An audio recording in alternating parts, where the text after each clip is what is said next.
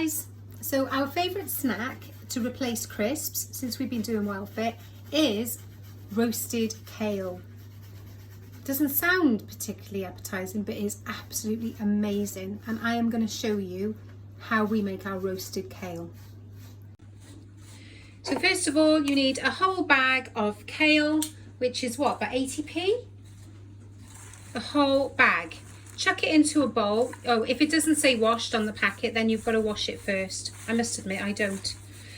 Chuck it into a big bowl, the biggest bowl you've got, and then give it a good old splash with olive oil. Or loads and loads. Well, I say loads and loads. Probably a good few tablespoons, I would think it needs. Just enough to get it coated everywhere. So then you've got to use these things and turn it over until the oil completely coats the kale. Paul likes less oil, I like more oil. I like to get it completely coated, but you'll get a feel for it. Start with, say, 3 tablespoons olive oil, or you can use any oil you like really. Rapeseed's got a good flavour. And then once it's all completely coated, then you want to put on it some spices. Now, we make our own. This is one that started life out as a Sainsbury's spice called Ras El Hanout, and we now make out this ourselves. It's basically just a spice blend, but watch out if you're buying a ready-made spice blend. Watch out, there's no sugar in it. All I did was I looked at the ingredients. Right, it's mostly paprika, oh look, and then sugar, but not in this one. So paprika, coriander, cumin, salt, pepper, chili.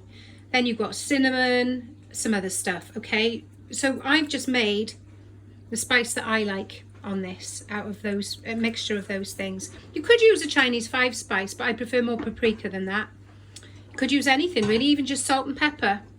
But then you put your salt or your spices on the top, just really in a sprinkle, and then turn. And for me, the secret is keep turning, keep turning, keep turning, keep turning, because the more this is coated in the oil and spices, the nicer each piece is going to taste. And I like quite a lot of spice on mine, and quite a lot of salt actually.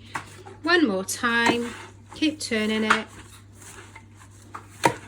I turn it for about 5 minutes, and once you're happy that that's all coated properly, then you're going to turn that out onto greaseproof paper. I'll just go and get some. So there we go, big baking sheet with greaseproof paper on it. Chuck your kale out onto there. I've actually added a few pumpkin seeds to this batch. Spread it all out, it'll be quite thick. And it will go down a lot. Just spread it out as best you can. It'd probably do even better actually if I'd had 2 baking trays this size, but it will work. It just takes longer because you've got to roast it now till it all completely dries out. So with this amount on a tray, I probably want to be taking it out halfway through and moving it all around again, because it won't be crispy unless it's all dried out. There we are. So I'm going to put that in the oven on, say, about 150 for like, I don't know, maybe about 40 minutes until it's done really. I'll report back. So how long has this been in now? About half an hour. About half an hour, and it's crispy in places. We've turned it once or twice. It's crispy in places. Some of the stalks are not yet crispy. I don't like them like that. Paul will eat them like that, but I would put that back in and make it go all crispy. This one's perfect. And oh my god, it is better than sweet chili crisps.